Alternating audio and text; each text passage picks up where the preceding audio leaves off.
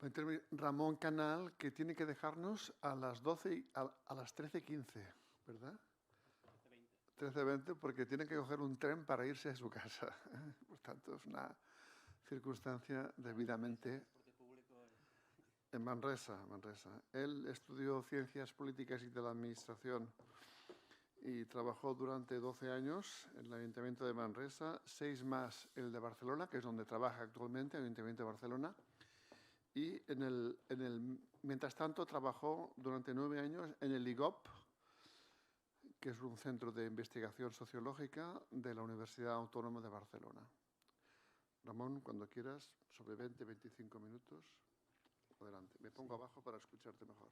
Gracias, Pau, y gracias, Neus, por la invitación. Voy a centrar mi presentación en 2 temas. Bueno, yo trabajo en el equipo bastante pequeño, pero muy animoso, que estamos con el tema de la Agenda 2030 en Barcelona. Voy a explicar un poco para recordar qué es la Agenda 2030, pero no me entretendré mucho porque lo importante es un poco lo que tiene más quizás interés es qué estamos haciendo en Barcelona para eso. La Agenda 2030, bueno, es un marco político que se aprobó en Naciones Unidas, ¿no?, en el año 2015. Hay que recordar que se aprobó conjuntamente en el tiempo casi y seguro también a nivel de sentido, ¿no?, de Agenda de Desarrollo Humano junto con el Acuerdo de París por el Clima y el Marco de Sendai para hacer frente a las catástrofes. Por lo tanto, es una agenda completa, pero no es legalmente vinculante, los ODS. Por tanto, su fuerza depende de la capacidad que tengan para influir en las agendas de los actores que tienen realmente el poder a nivel internacional, estatal, etcétera, ¿no? Se basan en una revisión crítica y actualización, ampliación en cierta manera de los objetivos del milenio, pero tienen su origen inicial en el informe Brundtland, que es el primero que acuñó el concepto de desarrollo sostenible. Y, bueno, aunque puedan tener muchas limitaciones, se le ha dicho que es actualmente el único que puede parecerse a un gobierno mundial que tendremos a corto o medio plazo. Por lo tanto, antes de echarlos, digamos, por la borda, mejor tener en cuenta eso, que es algo que puede permitir avanzar, ¿no? Sobre todo teniendo en cuenta que supone ampliar esta agenda global en varios sentidos, ¿no? Aquí vemos un poco la comparación, lo que son objetivos del milenio, ¿no?, que son esos de arriba del todo, que eran esencialmente sociales, porque estaban dirigidos a los estados con menor nivel de desarrollo, tal como se entiende, pero los objetivos de desarrollo sostenible pues, amplían mucho la parte medioambiental, incorporan la parte económica y se dirigen a toda la población mundial, ¿no? Bueno, sabéis también que tienen muchas metas, que las metas es la parte más, digamos, operativa, pero después volveré a ello. Pero bueno, si tenemos que caracterizar esa agenda de alguna manera, diríamos que en principio es una visión compartida, pues la aprobaron todos los estados del mundo que tienen presencia en Naciones Unidas. Eso fue en 2015, ¿no? Sabemos que en 2016 cambia un poco el tema con Trump, etcétera. Fue un momento, digamos, dulce, mágico, pero se pudo aprobar. Una agenda potencialmente transformadora, que fue de consenso, pero no de mínimos, en mi opinión, porque incorpora esas 3 dimensiones y un marcado acento social, ¿no? La idea de inclusión, de reducción de desigualdades, de no discriminación está presente en todo el documento. La parte medioambiental climática está más escueta, también es ambiciosa, pero más escueta porque se remite mucho al Acuerdo de París, pero también es incompleta, hay que decirlo, ¿no? No menciona la palabra democracia en todo el texto. Tampoco la diversidad de orientación sexual, por ejemplo, las políticas culturales, aunque sí la cultura, ni el deporte, en derechos de los animales. Bueno, hay cosas que no están, y seguramente no están porque si no, no hubieran firmado todos, ¿no? Pero lo que está ya es bastante avance. Es una agenda global que interpela a todos los países, a su modelo de desarrollo, permitiendo en todo caso adaptaciones a los diferentes contextos nacionales y locales, ¿no? Cuando se habla de que la agenda incorpora la idea de crecimiento económico, sí que la incorpora, pero también deja muy claro que se dirige sobre todo a los países que tienen niveles de renta y de producción mucho más bajos, ¿no?, de la media, diciendo que los que tienen que crecer son esos y no nosotros, ¿no? Pero, bueno, es esa idea de una agenda global, pero adaptada a lo que es cada realidad. Entonces, también incluyen metas de cooperación internacional, ¿no? La mayoría de las metas se dirigen a los propios hacia adentro, pero sin excluir lo que es cooperar para que todos los estados, todas las sociedades puedan ir avanzando hacia esas metas. Es holística, pues la idea clave también de fondo es que no se puede intentar forzar una agenda sobre las otras, ¿no? Y aquí sí que es un punto clave, crítico, polémico, ¿no? Porque evidentemente las metas sociales, medioambientales y económicas en algunos casos pueden ser, digamos, sinérgicas, ¿no? Se pueden reforzar o pueden ser indiferentes, pero en algunos casos son contradictorias, ¿no? Y buscar mucho de una cosa puede ir en contra de la otra, ¿no? Y aquí, pues bueno, por ejemplo, el tema de la economía del donut es muy importante también porque nos pone aquí más luz sobre esto. Y sitúa finalmente la gobernanza, ¿no? Basada entre agentes públicos y privados, entre la cooperación, digamos, en primer plano, con la idea esa de que cada institución por sí sola no puede conseguir eso. Tiene que ser toda la sociedad con sus actores la que se implique para conseguirlo. Bueno, entonces, en Barcelona, claro, aquí lo que hay es que Naciones Unidas pone este marco, cada año hay un encuentro que llaman, ¿no? de alto nivel, de estados, y un número de estados determinado está, digamos, llamado, obligado a presentar un informe de seguimiento, ¿no? Que son los informes nacionales voluntarios de seguimiento. O sea, no están obligados en el fondo, pero si quieren quedar bien, digamos, con la comunidad internacional sí que lo tienen que hacer. España ya ha presentado 2. Pero también, entonces, desde ese primer momento, empezando por Nueva York en el 2018, empezaron a hacer informes locales de seguimiento, que eso sí que son totalmente voluntarios, nadie nos lo pide a las ciudades que nos metamos en eso, pero siempre sabéis que hay ciudades que están un poco en ese movimiento, digamos, municipalista global, ¿no? Que quieren promover determinados cambios y políticas en contra a veces de estados que son mucho más conservadores en ese sentido, ¿no? Y Barcelona suele estar en ese grupo de ciudades, ¿no? Que están un poco a la vanguardia de ese tipo de cosas. Y aquí, pues, bueno, en Barcelona concretamente surgió porque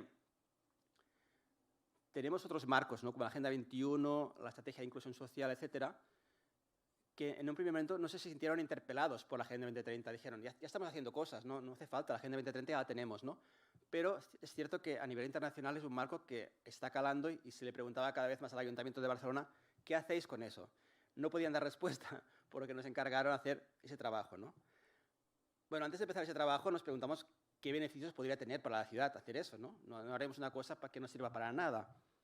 Y leímos algunos beneficios, ¿no? O sea, si realmente eso es un marco de consenso, ¿no? Un marco global, que es un marco además progresivo, nos puede interesar para integrar mejor lo que es la planificación sectorial desde una idea global, para conseguir acuerdos políticos amplios, ¿no? En un sistema político como el nuestro tan fragmentado, ¿no? Y cada vez más polarizado, donde resulta difícil conseguir mayorías para cambios transformadores, tener esto, ¿no? Como fondo que está más o menos acordado, pues podría ayudar.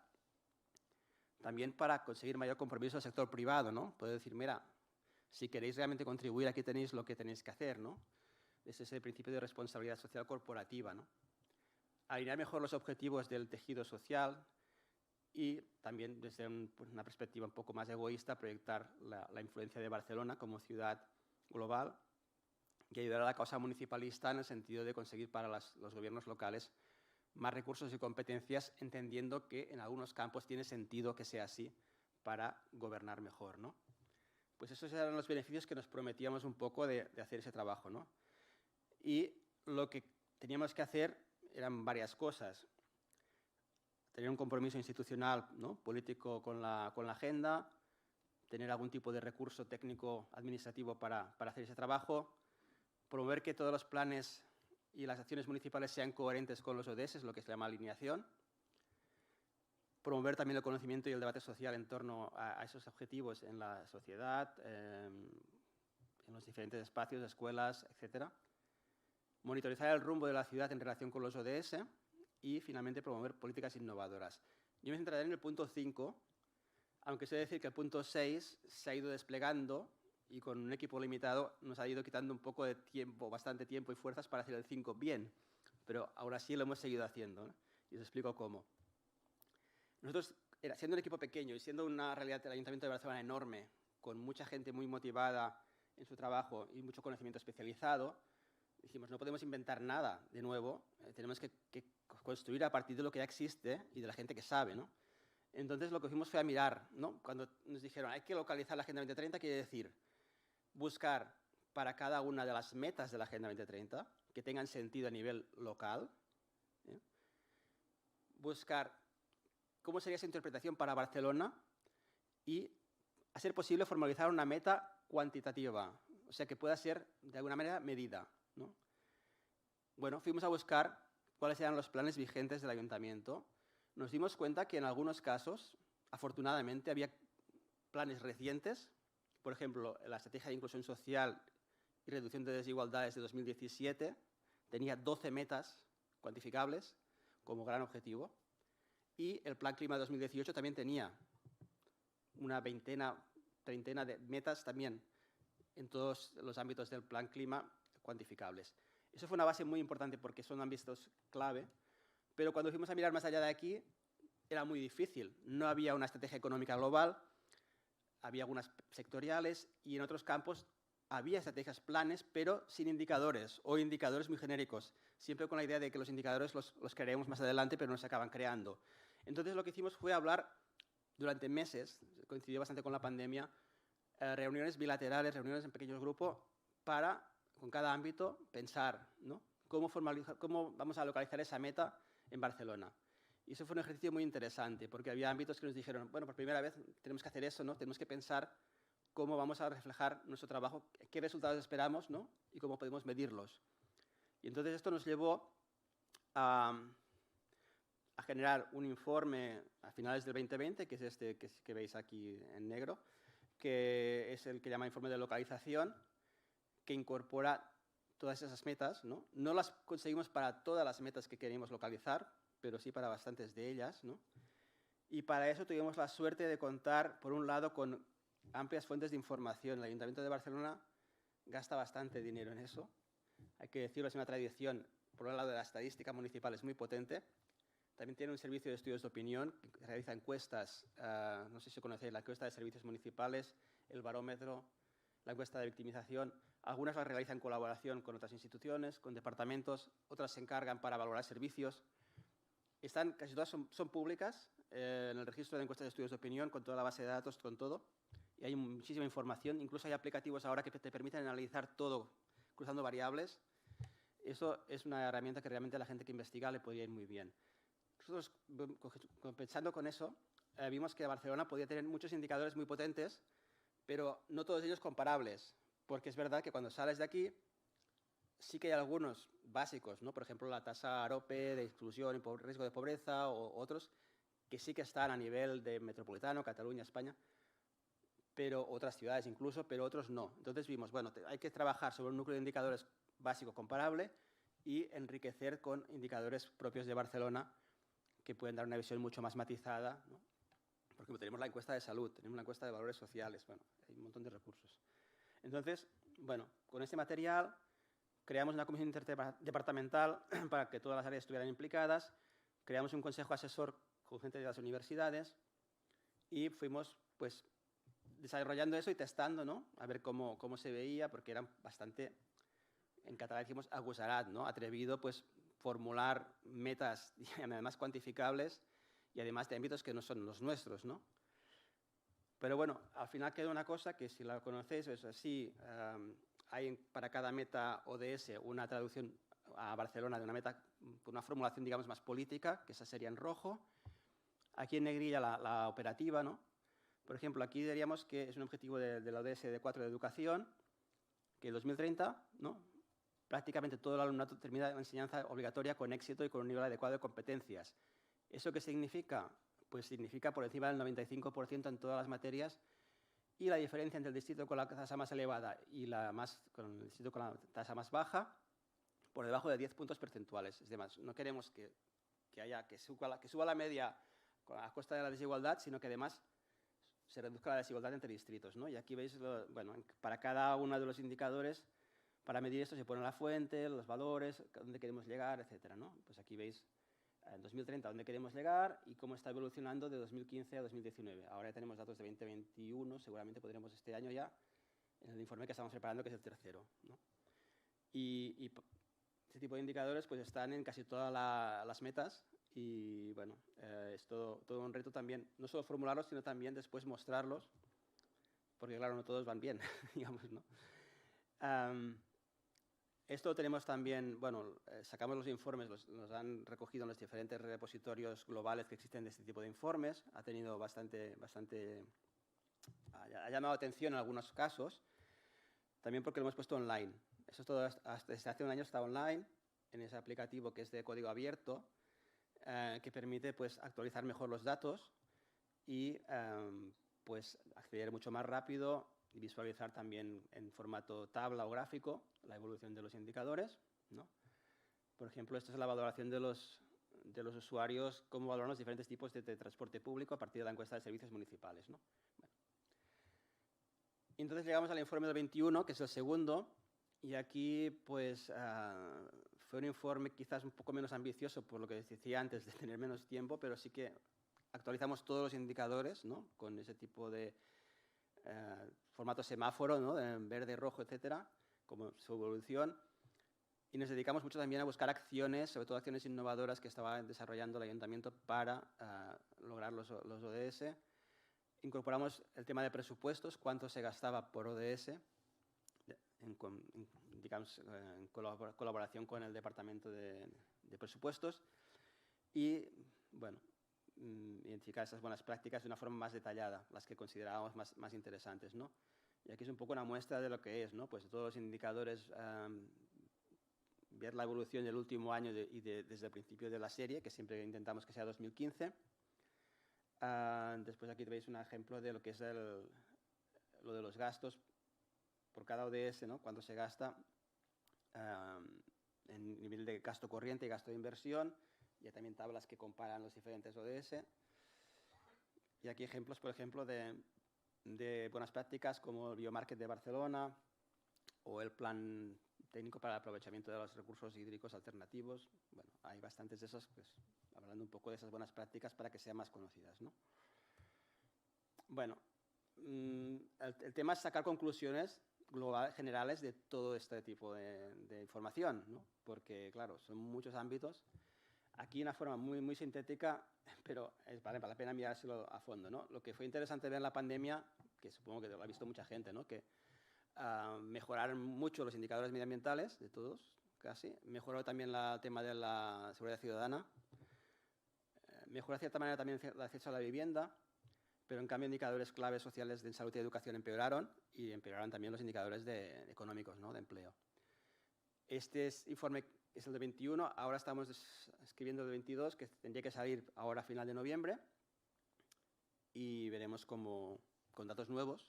También el tema de los datos es que algunos van con retraso, ¿no? O sea, sacamos en 22 datos de 2021, entonces, claro, no está al día, es imposible, pero bueno, veremos un poco la evolución. Ya os avanzo que no es muy buena en algunos casos, porque los efectos de la pandemia, por ejemplo, en salud mental, se están viendo que son muy fuertes. Pero bueno, tendremos una serie más larga de datos ya, ¿no? Y podremos seguir mejorando con eso, que es el compromiso de cada año hacer ese seguimiento, ¿no? Lo que estamos haciendo ahora también es líneas de mejora de ese sistema, es 4 puntos. Uno es completar, o sea, tener realmente metas e indicadores cuantificables para toda la Agenda 2030. Centrarnos más en la comparación, porque había quedado un poco al margen. Es decir, poner en el mismo gráfico también donde tengamos los valores para AMB, Cataluña, España y Unión Europea, ponerlo también para que sea visible. Priorizar, aquí estamos trabajando en un modelo de priorización, con la idea de que nos han dicho a veces, es que hay muchísimas metas, no cuesta mucho orientarse, hay que decidir qué es más importante, ¿no? Y aquí empezamos a pensar, ¿qué criterios? Pues, ¿cuánto se gasta, ¿no? En una meta?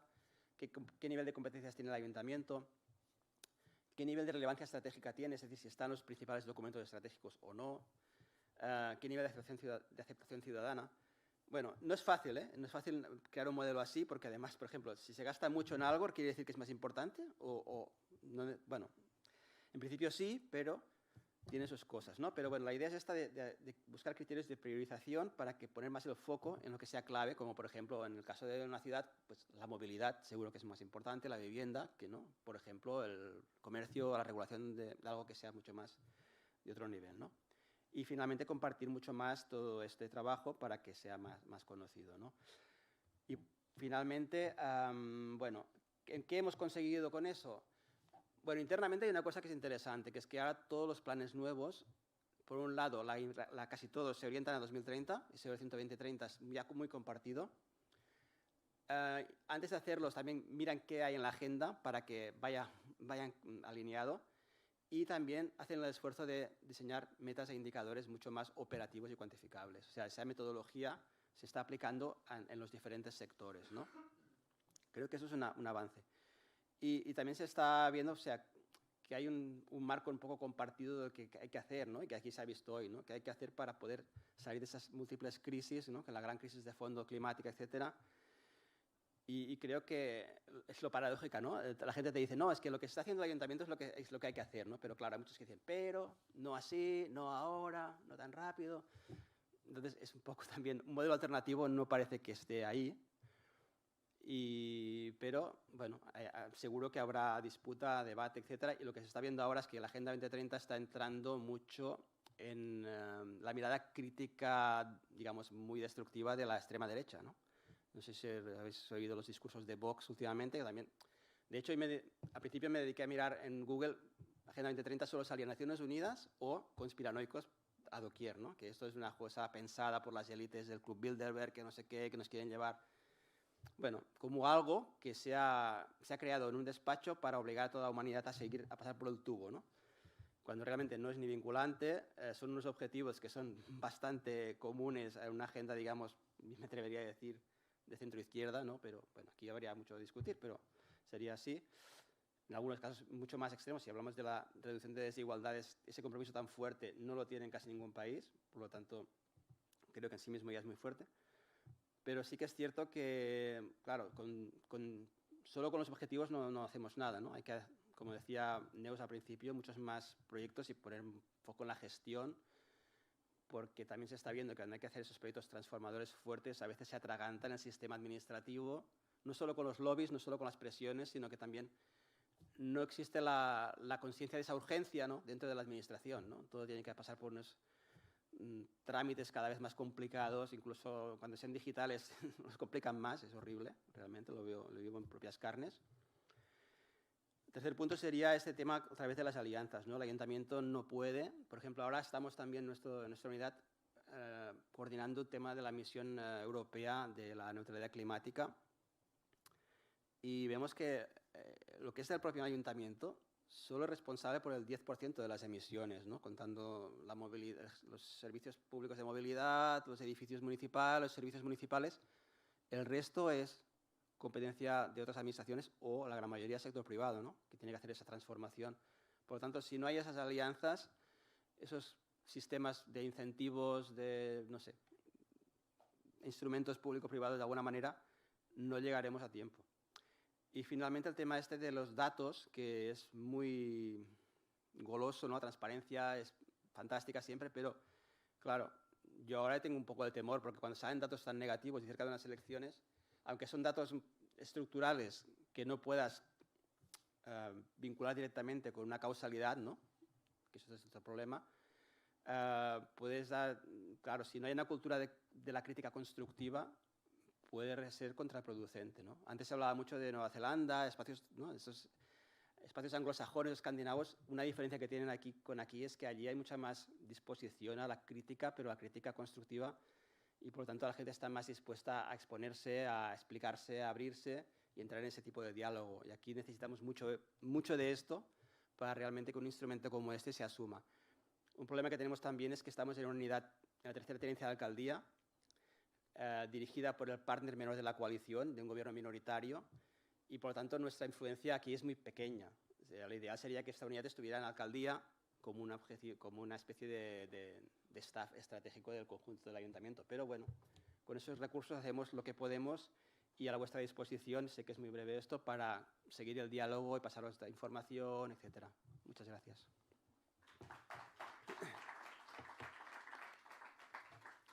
Bueno, como él tiene que irse, hacemos primero un debate de 10 minutos de preguntas, luego subirá Claudio y cuando acabe Claudio haremos el debate conjunto con lo que ha dicho Mariona y Claudio sobre lo que nos va a explicar. Y todos, me dicen aquí. Por tanto, desde el público, preguntas, no intervenciones río, por favor. Que el agua no llegue al río. Me colo un momento, solo para que os hagáis una idea. Los invitamos a ellos, al Ayuntamiento de Barcelona, para que explicase esta iniciativa, porque comparado con todos los informes que personalmente he leído sobre los ODS, no hay color. Normalmente los informes son bla, bla, bla. Vamos a hacer, hemos hecho este programa, tenemos un proyecto, etcétera, etcétera. No hay ningún indicador medible, no existe, no existe. O bien hay 300 indicadores que no sirven para nada. Los indicadores sirven si tenemos 30, 40, un número concreto, no muy grande, que nos dé la foto bien, pero que podamos seguir. Cuando hay 500 metas, no hay forma, no hay forma.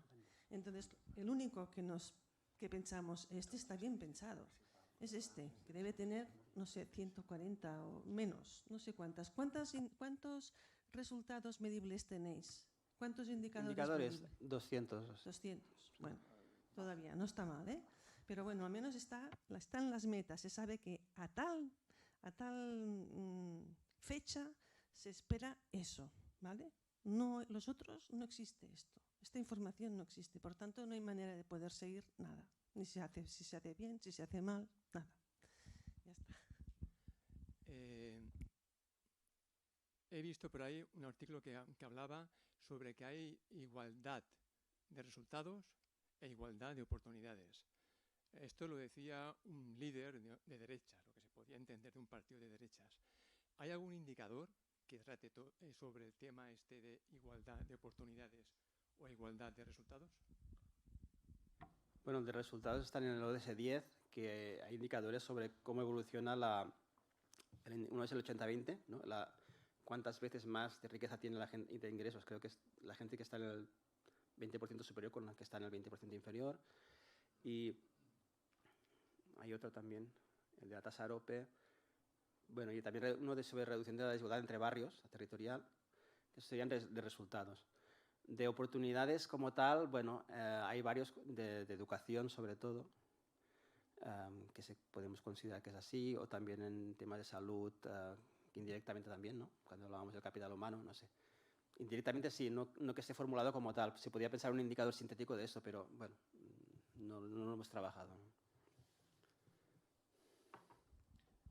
Sí, presento Francesc Magriña.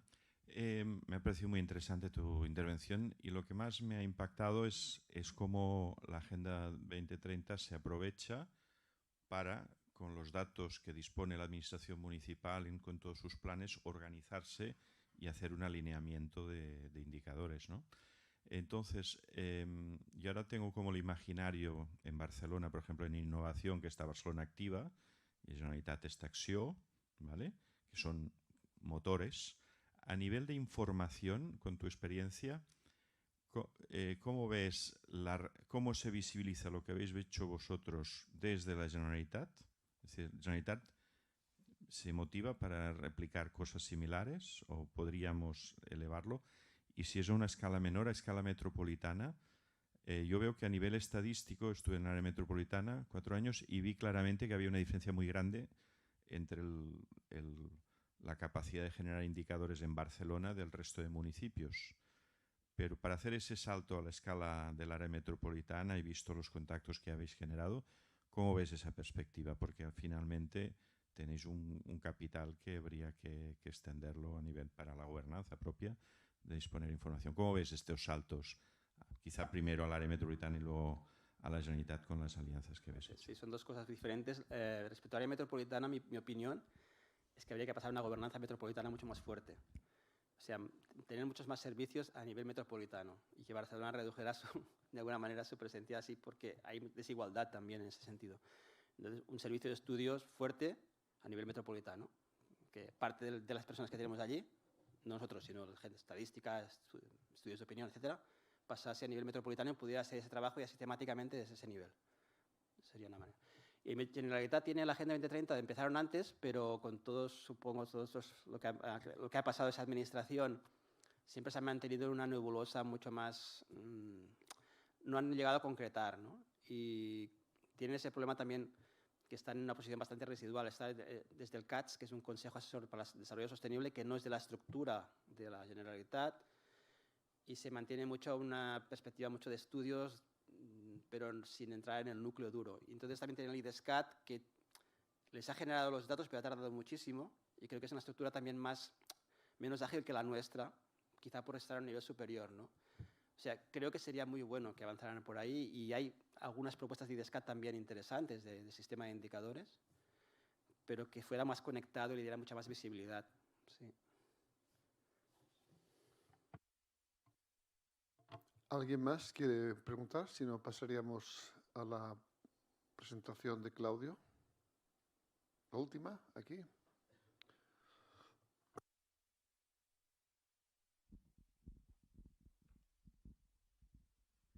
Vale, muchas gracias. Yo quería preguntarte acerca de las comunidades energéticas, porque, bueno, mi pregunta es si tenéis pensado fomentarlas de manera proactiva, ya que hay mucha gente interesada, pero no tiene, digamos, la capacidad de por ellas mismas llevar a cabo proyectos de comunidades energéticas. Sí, no es mi ámbito, pero sí que conozco un poco a la gente de la Agencia de Energía de Barcelona, trabaja en ese campo y están promoviendo eso articulando a través de equipamientos públicos como escuelas, centros cívicos que generan energía cuando no la necesitan, poderla compartir con el barrio más próximo, que también buscando también barrios a veces más vulnerables o que tengan menos capacidad para generar eso. Se está trabajando, pero hay todavía muchos interrogantes, también regulatorios, creo, y bueno, es algo muy incipiente, pero sí que se está trabajando Agencia de Energía y la Oficina de Cambio Climático. Vale, gracias.